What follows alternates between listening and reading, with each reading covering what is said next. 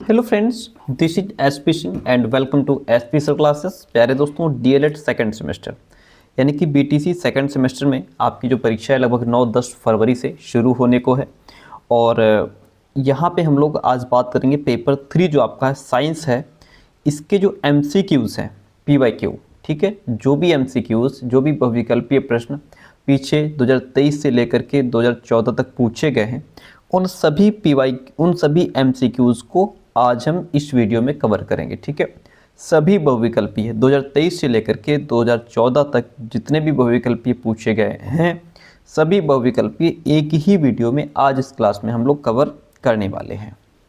आपको पता है साइंस जो है यह आपका थर्ड पेपर रहेगा, यह आपका तृतीय प्रश्न पत्र रहेगा। ओके, 10 ईयर्स सॉल्व्ड पेपर्स यहाँ पे हम लोग डिस्कस करेंगे। ठीक है, सबसे पहले जो सॉल्व्ड पेपर 2023 का है, 2023 में जो 5 एमसीक्यूज़ आपके आते हैं, इसमें 5 एमसीक्यू जो पूछे गए थे, आइए उनको कवर करते हैं। ठीक है, पहला क्वेश्चन आपके सामने है, कहता है भारत के पहले अंतरिक्ष यात्री कौन थे। देखिए, भारत के जो पहले अंतरिक्ष यात्री हैं वह है राकेश शर्मा। कौन है? राकेश शर्मा। और 1984 में ये अंतरिक्ष में जाने वाले पहले भारतीय नागरिक बने थे। ओके, आर्यभट्ट की अगर बात करें तो आर्यभट्ट कौन है? इनको भारत का पहला गणितज्ञ भी माना जाता है। ये एक खगोल शास्त्री भी थे जिन्हें भारतीय गणित का जनक भी कहा जाता है। सतीश धवन के बारे में आपने सुना होगा, ये एक भारतीय रॉकेट वैज्ञानिक थे। ठीक है, तो इस तरीके से क्वेश्चन होता है हमारा complete according to the question. Second option हमारा बी, राकेश शर्मा, राइट हो जाएगा। इस तरीके से हम क्वेश्चंस को डिस्कस करते हुए चलेंगे। पेट्रोल में होती है, पेट्रोल में कौन सी ऊर्जा होती है? यांत्रिक ऊर्जा होती है, विद्युत ऊर्जा होती है, ध्वनि ऊर्जा होती है, फिर रासायनिक ऊर्जा होती है। देखिए, पेट्रोल में रासायनिक ऊर्जा होती है डियर फ्रेंड। कैसी ऊर्जा होती है? पेट्रोल में रासायनिक ऊर्जा होती है। यांत्रिक ऊर्जा किस में होती है? यांत्रिक ऊर्जा का उदाहरण क्या होगा? तो देखिए, सड़क पर जो चल रही कार है उसमें यांत्रिक ऊर्जा होती है, या फिर जैसे जो दबी हुई स्प्रिंग होती है, जो दबी हुई है, ठीक है, इसमें भी यांत्रिक ऊर्जा होती है। यानी कि चलती हुई सड़क पर चलती हुई कार, दबा हुआ स्प्रिंग, ये यांत्रिक ऊर्जा के उदाहरण हो जाएंगे। ठीक है, विद्युत ऊर्जा किसमें होगी? तो बिजली के तार जो होते हैं उनमें विद्युत ऊर्जा होती है, इलेक्ट्रिक हीटर में विद्युत ऊर्जा होती है, सौर पैनल में विद्युत ऊर्जा होती है। ठीक है, अब जैसे ध्वनि ऊर्जा का उदाहरण क्या होगा? अगर आपसे पूछ ले कि मंदिर में घंटी का बजना ये किस ऊर्जा का उदाहरण है, तो मंदिर में घंटी बज रही है यानी कि ध्वनि उत्पन्न हो रही है, तो ये ध्वनि ऊर्जा का उदाहरण होगा। हॉर्न बजाना, ठीक है, ध्वनि ऊर्जा का उदाहरण है। रसोई घर में गिलास गिर गई, पानी गिर गया, उससे जो आवाज आई वो क्या है? वो ध्वनि ऊर्जा है। तो इस तरीके से ये सभी ऊर्जा के रूप होते हैं। क्वेश्चन क्लियर हुआ? Very good. According to the question हमारा ऑप्शन डी राइट हो जाएगा। नेक्स्ट प्रश्न हमसे कहता है बल का एसआई मात्रक क्या है? बल का एसआई मात्रक जो है वह न्यूटन है डियर फ्रेंड। क्या है? बल का एसआई मात्रक क्या हो जाएगा? बल का एसआई मात्रक न्यूटन हो जाएगा। ठीक है, जूल की अगर यहाँ पे हम बात करें तो जूल ये ऊर्जा या कार्य का मात्रक है। अगर आपसे पूछ ले ऊर्जा या कार्य का मात्रक क्या है तो वो जूल हो जाएगा।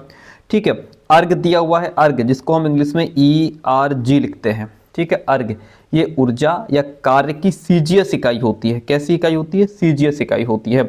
मीटर जो है आपको पता है ये लंबाई का मात्रक है। ओके, सारे ऑप्शन क्लियर हो गए। देखिए, जो आप मॉडल पेपर से ये पढ़ रहे होंगे क्वेश्चंस, वहाँ पे आप सारे ऑप्शन आपके क्लियर नहीं होंगे। यहाँ पे एक क्वेश्चन को पढ़ते हुए आपके 4 क्वेश्चन कंप्लीट हो जाते हैं। अगला क्वेश्चन देखिए, कहता है केवल जंतु कोशिका में पाया जाता है माइटोकॉन्ड्रिया, सेंट्रोसोम, केंद्रक या फिर कोशिका द्रव्य। कौन सी चीज है जो केवल जंतु कोशिका में पाई जाती है? तो वह हो जाएगा हमारा सेंट्रोसोम। क्या हो जाएगा? सेंट्रोसोम। ठीक है, ये जो है केवल जंतु कोशिका में पाया जाता है। माइटोकॉन्ड्रिया की बात करें तो माइटोकॉन्ड्रिया कोशिकाओं के अंदर पाया जाने वाला अंग होता है। ठीक है, वहीं पर अगर हम कोशिका द्रव्य की बात करें तो कोशिका द्रव्य जो है ये कोशिका के अंदर मौजूद एक जेली जैसा, कैसा? ये एक जेली जैसा तरल पदार्थ होता है। ये कोशिका झिल्ली के अंदर और केंद्रक जो है वो झिल्ली के बाहर होता है। कोशिका द्रव्य कोशिका के लगभग 70% हिस्से को बनाता है। ठीक है, कोशिका द्रव्य ये कोशिका के लगभग 70% हिस्से को बनाता है। अकॉर्डिंग टू द क्वेश्चन हम किसके साथ में चले जाएंगे? सेंट्रोसोम के साथ में। बाकी आपको ऑप्शन समझा दिए। चूना पत्थर का रासायनिक सूत्र क्या होगा? चूना पत्थर का रासायनिक सूत्र हो जाएगा हमारा CaCO3 कैल्शियम कार्बोनेट। ठीक है, ये हमारा क्या है, ये हमारा सोडियम कार्बोनेट है, ये कैल्शियम हाइड्रोक्साइड है, कैल्शियम कार्बोनेट है, कैल्शियम ऑक्साइड है। ठीक है, तो ये रासायनिक सूत्र हैं जो आपको याद रखने हैं। According to the question option number C right हो जाएगा। तो 2023 में जो क्वेश्चंस पूछे गए थे उनको हमने डिस्कस कर लिया। अब 2022 में जो क्वेश्चंस पूछे गए हैं, आइए इन क्वेश्चंस को समझते हैं। पहला क्वेश्चन आपके सामने कहता है MKS पद्धति में ऊर्जा का मात्रक क्या है। तो MKS पद्धति में ऊर्जा का मात्रक क्या होता है, MKS पद्धति में ऊर्जा का मात्रक जूल होता है। कैलोरी अभी हमने पीछे बताया, कैलोरी जो है यह ऊर्जा का मात्रक है। न्यूटन बल का मात्रक है। मिलीग्राम वजन मापने की एक यूनिट होती है, वजन मापने की एक इकाई होती है। ठीक है, तो according to the question option number B हमारा राइट हो जाएगा। नासा का मुख्यालय कहाँ स्थित है। नासा का मुख्यालय जो है वह अमेरिका के वाशिंगटन DC में स्थित है। कहाँ, नासा का मुख्यालय अमेरिका के वाशिंगटन DC में स्थित है। Option D is the right one in this question. निष्क्रिय गैस का इलेक्ट्रॉनिक विन्यास क्या होगा। निष्क्रिय गैस का जो इलेक्ट्रॉनिक विन्यास है वह क्या हो जाएगा, वह 2-8 हो जाएगा। ठीक है, ऑप्शन यहाँ पे भी सी आपका राइट हो जाएगा। नेक्स्ट क्वेश्चन आपसे कहता है कि जल में घुलनशील विटामिन कौन सा है। जल में घुलनशील विटामिन की अगर बात करें तो वह है हमारा विटामिन सी। विटामिन सी, और जैसे विटामिन हमारा B1 हो गया, विटामिन B2 हो गया, विटामिन B5 हो गया, ये सब जल में घुलनशील होते हैं। तो ये ध्यान रखिएगा, विटामिन सी जल में घुलनशील विटामिन है। अगला क्वेश्चन नंबर 5 कहता है तंत्रिका कोशिकाओं की क्या विशेषता होती है। तंत्रिका कोशिकाओं की विशेषता ये होती है कि ये पुनः निर्मित नहीं होती हैं। ये पुनः निर्मित नहीं होती हैं, यही तंत्रिका कोशिकाओं की विशेषता होती है। इसलिए इसमें ऑप्शन नंबर जो फर्स्ट है वह राइट हो जाएगा। ओके, तो ये क्वेश्चंस 5 पूछे गए थे आपके 2022 में। अब 2020 में जो 5 क्वेश्चंस पूछे गए हैं MCQs के, आइए इन क्वेश्चंस को समझते हैं। ठीक है, बड़े प्यारे प्रश्न हैं और ऐसे ही हमने पेपर फर्स्ट के भी कराए हैं, सेकंड के भी कराए हैं, थर्ड के भी आज हम लोग कर रहे हैं, और बाकी जो मॉडल पेपर है वो भी हम आपको फटाफट से करवा देंगे। जूल मात्रक किसका है, देखिएगा, कहता है जूल मात्रक, ये आपसे जरूर पूछ लेगा कौन किसका मात्रक है। यहाँ से एक क्वेश्चन आपका आना ही आना है, लिखित ले लीजिए।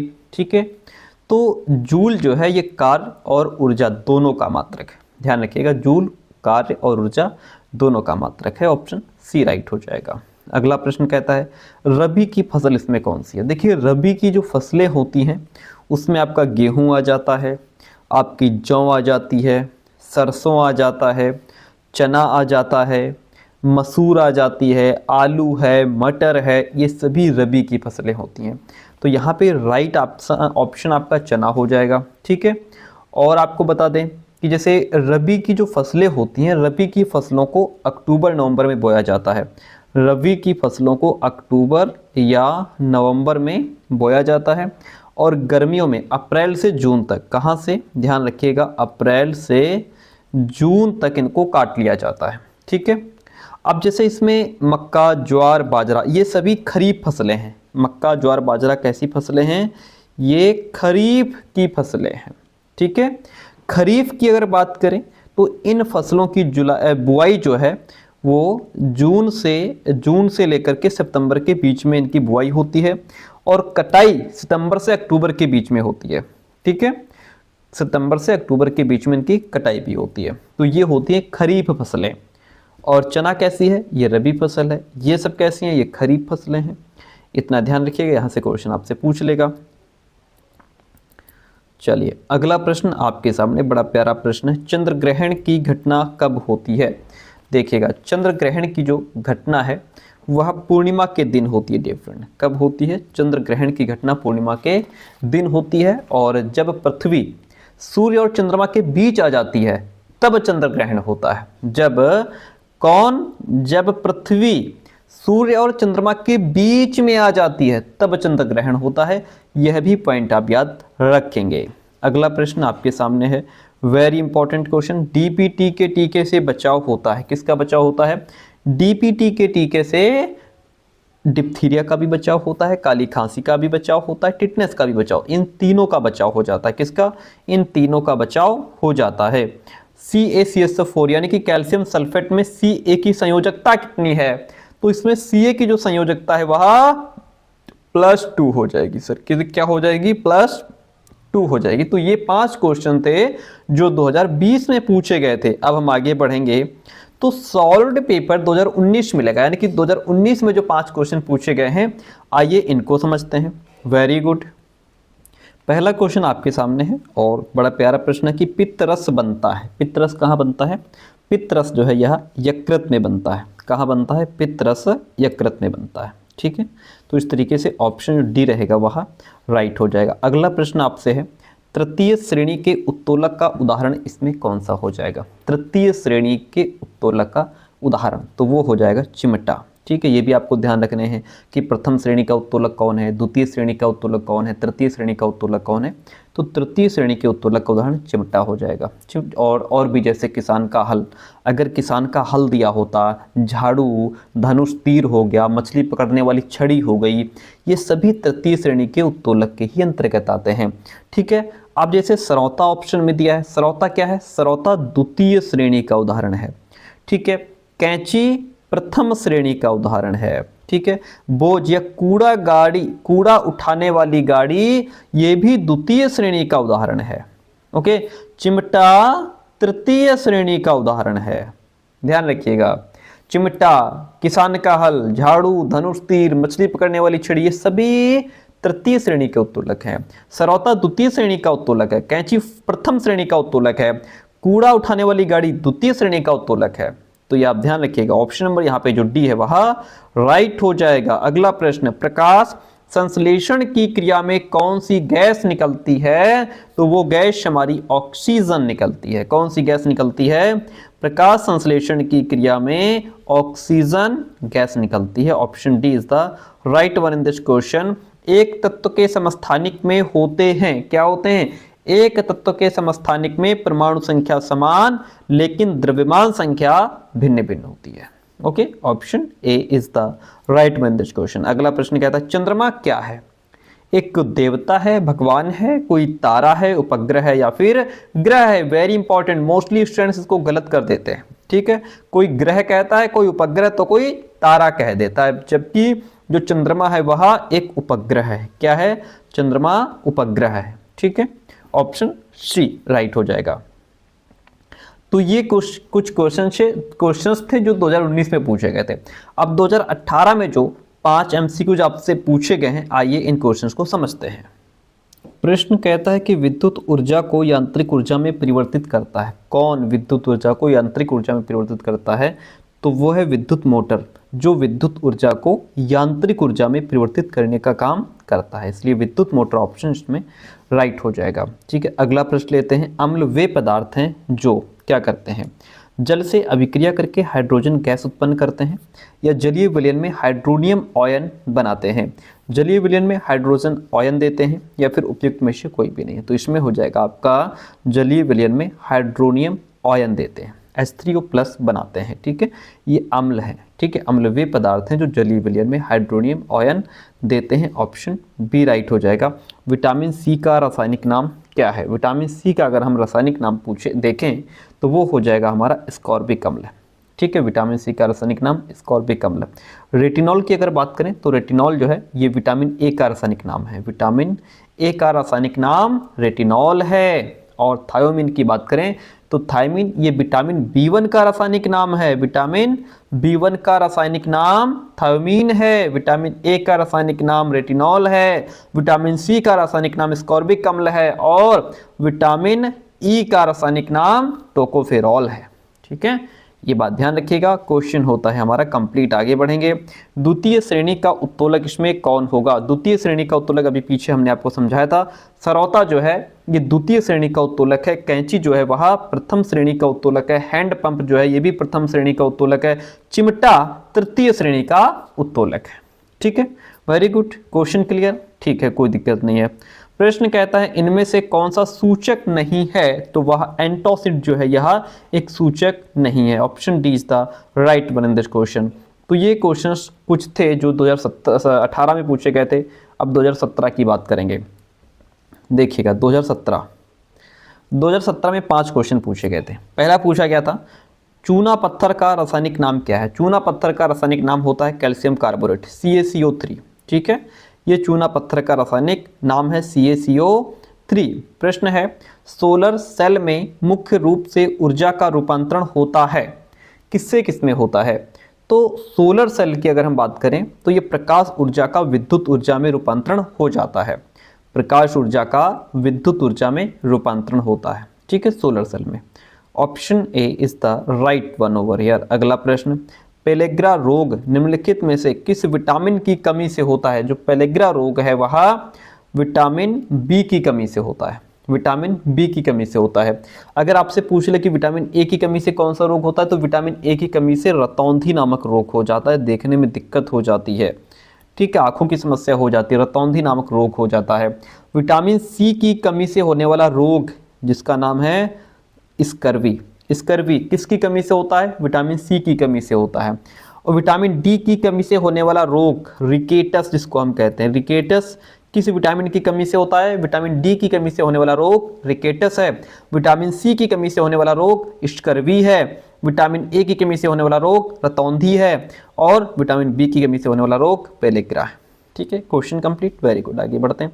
अगला प्रश्न कहता है, जड़ों द्वारा वर्धी प्रजनन होता है। जड़ों द्वारा वर्धी प्रजनन जो है वह शकरकंद में होता है। किसमें होता है? शकरकंद में होता है।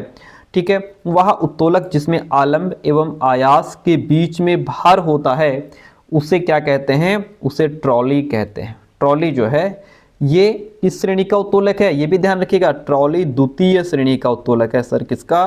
द्वितीय श्रेणी का उत्तोलक है। ठीक है, आगे बढ़ जाएंगे। तो ये कुछ क्वेश्चंस थे जो हमसे 2015 में पूछे गए। अब 2016 की बात करेंगे, सॉरी 2017 में पूछे गए थे। अब 2016 में जो 5 क्वेश्चन पूछे गए, आइए इनकी बात कर लेते हैं। पहला प्रश्न आपसे कहता है, एलिसा परीक्षण किया जाता है। एलिसा परीक्षण जो है वह एड्स में किया जाता है। एड्स में एलिसा परीक्षण किया जाता है। ऑप्शन सी राइट हो जाता है इस क्वेश्चन में। नाइट्रोजन अणु में होता है त्रिकायनिक बंध, एकल संयोजी बंध, द्विक सहसंयोजी बंध या फिर त्रिक सहसंयोजी बंध। तो नाइट्रोजन अणु में त्रिक सहसंयोजी बंध होता है, त्रिक सहसंयोजी बंध होता है। ठीक है, किसी तत्व का परमाणु क्रमांक 15, द्रव्यमान संख्या 40 है। ठीक है, तत्व के परमाणु के नाभिक में न्यूट्रॉनों की संख्या क्या होगी? तो इसको निकालने के लिए हम फॉर्मूला अप्लाई करेंगे, निकल जाएगा हमारा 25 आएगा। ठीक है, आप इसको निकाल करके चेक कीजिएगा। अगला प्रश्न हमसे कहता है, दाएं निलय से अशुद्ध रुधिर किस अंग में चला जाता है? तो दाएं निलय से जो अशुद्ध रुधिर है वह फेफड़े में चला जाता है। किस में चला जाता है? फेफड़े में चला जाता है। सिंपल सी बात है। पेट्रोल में कौन सी ऊर्जा होती है? पेट्रोल में आपको पहले ही बताया था, रासायनिक ऊर्जा होती है। ठीक है, और अगर फिर पूछ ले यांत्रिक ऊर्जा का उदाहरण एक बार हम फिर आपको बताना चाहें तो चलती हुई कार, खींचता हुआ धनुष, खिलौना पिस्तौल, फुटबॉल मैच में गोल करना, ये सारे यांत्रिक ऊर्जा के उदाहरण हो जाएंगे। विद्युत ऊर्जा की अगर बात करें तो विद्युत ऊर्जा के उदाहरण में जैसे कार की बैटरी हो गई, इलेक्ट्रिक हीटर हो गया, स्टोव हो गया, सौर पैनल हो गया, ये सारे विद्युत ऊर्जा के उदाहरण हैं। ठीक है, ध्वनि ऊर्जा जैसे कार का हॉर्न हो गया, कहीं पर आप स्पीच दे रहे हैं, भाषण हो गया, कोई शोर हो रहा है, ये सारे ध्वनि ऊर्जा के उदाहरण हो जाएंगे। ठीक है, बाकी पेट्रोल में रासायनिक ऊर्जा होती है। Option D is the right one in this question. आगे बढ़ेंगे नेक्स्ट क्वेश्चन, सॉल्ट पेपर 2015, यानी 2015 में जो 5 MCQs आए थे उनको हम लोग समझते हैं। 2015 की बात करेंगे। किस ग्रह को वर्ष 2006 में ग्रह की श्रेणी से हटा दिया गया है? किसको हटाया गया? प्लूटो को हटाया गया। सिंपल सी बात है, सबको पता है, प्लूटो को हटाया गया है। ठीक है, द्वितीय प्रकार के उत्तोलक का उदाहरण क्या होगा? द्वितीय प्रकार के उत्तोलक में जैसे बोतल खोलने वाला जो यंत्र होता है वो द्वितीय प्रकार के उत्तोलक का उदाहरण माना जाता है। प्रबल क्षार इसमें कौन सा हो जाएगा? Ammonium hydroxide, calcium hydroxide, sodium hydroxide या फिर मैग्नीशियम हाइड्रोक्साइड? प्रबल क्षार क्या हो जाएगा? वो है सोडियम हाइड्रोक्साइड, ये प्रबल क्षार है, NaOH। अधपका मांस खाने से होने वाला रोग कौन सा है? तो वह है एंथ्रैक्स। एंथ्रैक्स जो रोग है ये अधपका या कच्चा मांस खाने से होने वाला रोग है, जो आधा पका होता है, पूरी तरीके से जो पक नहीं पाता है। रसांकुर संरचना पाई जाती है, किसमें पाई जाती है? क्षुद्रांत में रसांकुर संरचना पाई जाती है। सिंपल सा प्रश्न है। अब 2014 आज के लास्ट जो क्वेश्चन पेपर है, 2014 में जो क्वेश्चंस आए थे, आइए इनको समझते हैं। चलिए, प्रश्न कहता है द्वितीय श्रेणी का उत्तोलक कौन है? द्वितीय श्रेणी का उत्तोलक, तो वो स्रोता जो है ये द्वितीय श्रेणी का उत्तोलक है। हैंडपंप किस में आता है, ये प्रथम श्रेणी का उत्तोलक है। चिमटा किस में आता है, चिमटा आपका तृतीय श्रेणी का उत्तोलक है। कैंची जो है यह प्रथम श्रेणी का उत्तोलक है। ठीक है, सबको ध्यान रखिएगा कौन किस श्रेणी में आता है। अगला प्रश्न, पेलेग्रा रोग निम्नलिखित में से किस विटामिन की कमी से होता है। जो पेलेग्रा रोग है वह विटामिन बी की कमी से हो जाता है। ठीक है, विटामिन सी की कमी से स्कर्वी है, एनीमिया है, हार्ट डिजीज़ हैं, ये सारी विटामिन सी की कमी से होती हैं। विटामिन ए की कमी से रतौंधी हो जाता है। विटामिन डी की कमी से रिकेटस नामक रोग हो जाता है। क्वेश्चन रिपीट भी होते हैं, देखिए ये क्वेश्चन रिपीटेड हैं। जड़ों द्वारा वर्ती प्रजनन होता है, किसमें होता है, शकरकंद में होता है। क्वेश्चन रिपीट है, अभी पीछे भी क्वेश्चन ये वाला आया था। निम्नलिखित में से कौन सा वायु प्रदूषण का मानवकृत स्रोत है, तो वह क्या हो जाएगा, घरेलू ईंधन का दहन हो गया, उद्योगों में प्रदूषण हो गया, वाहनों से प्रदूषण, ये सारे वायु प्रदूषण का मानवकृत स्रोत माने जाते हैं। इसलिए ऑप्शन यहाँ पे डी राइट हो जाएगा। आज का लास्ट क्वेश्चन आपके सामने। क्लास कैसे रही कमेंट करके जरूर बताइएगा। चैनल पर नए हो तो सब्सक्राइब जरूर कीजिएगा। प्रबल क्षार इसमें कौन सा हो जाएगा, NaOH सोडियम हाइड्रोक्साइड। ठीक है, तो इस तरीके से आज की हमारी क्लास कंप्लीट होती है। मिलते हैं बहुत जल्दी नेक्स्ट क्लास में।